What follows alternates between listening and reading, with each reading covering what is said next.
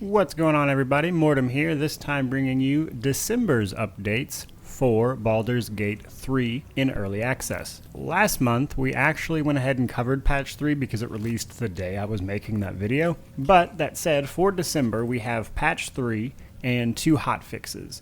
So if you missed November's episode, congratulations, we're covering some of that too. Also, we are covering the hotfixes that came out in December as well this time around. Patch 3 actually came with a lot of improvements. For starters, patch 3 included what they call Pacifism Rewards, basically. See, one of the more frustrating things about video games that allow for pacifism is that oftentimes there is no reward for it, meaning that you're basically forced into combat because the rewards you get for engaging in it are far greater than you would get for pacifism, that is to say, finding a way around that encounter. And patch 3 kind of addressed that issue and kind of basically gave rewards in for doing things that, don't involve just killing things. My personal favorite change of patch 3 was actually the changes they made to companions, and that is to say that the companions were kind of annoying. Most of them were incredibly negative and were constantly like, this is a terrible decision, what are you doing, kind of stuff. So they changed a lot of that, which I was happy to see.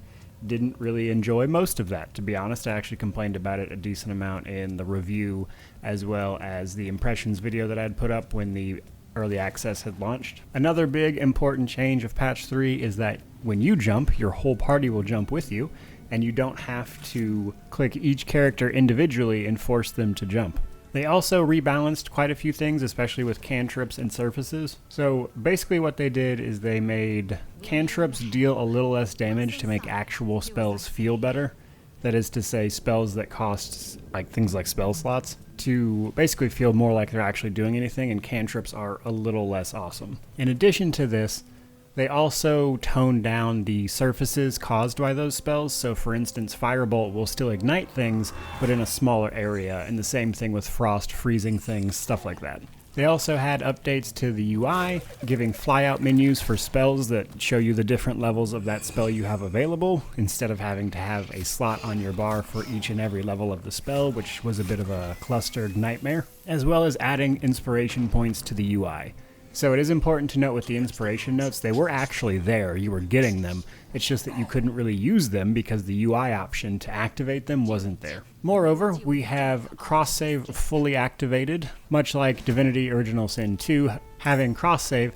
Basically, you can play a game across multiple devices wherever you have access to it, and the saves will cross-save, and you'll be able to then play on a different machine at a later time, which is an awesome feature. Some other slightly less interesting but noteworthy changes to gameplay involved better character movement, adding the option to hide your helmet in menu, adding a trajectory preview for forceful spells that'll push something, that kind of thing, kind of showing you the general direction it's going to go, as well as quite a few changes to cinematics to make them feel a little better in response to feedback. And as always, with an actual patch, it came with a ton of bug fixes and performance and stability improvements.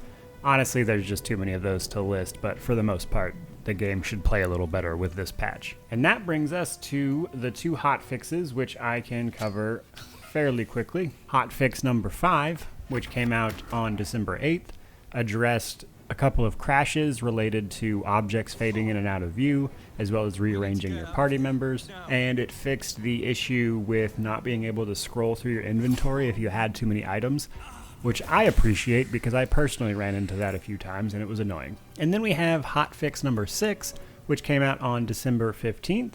This fixed issues related to ceilings and walls fading in and out correctly. If you've played anything in their Divinity engine, you'll kind of know what I'm talking about.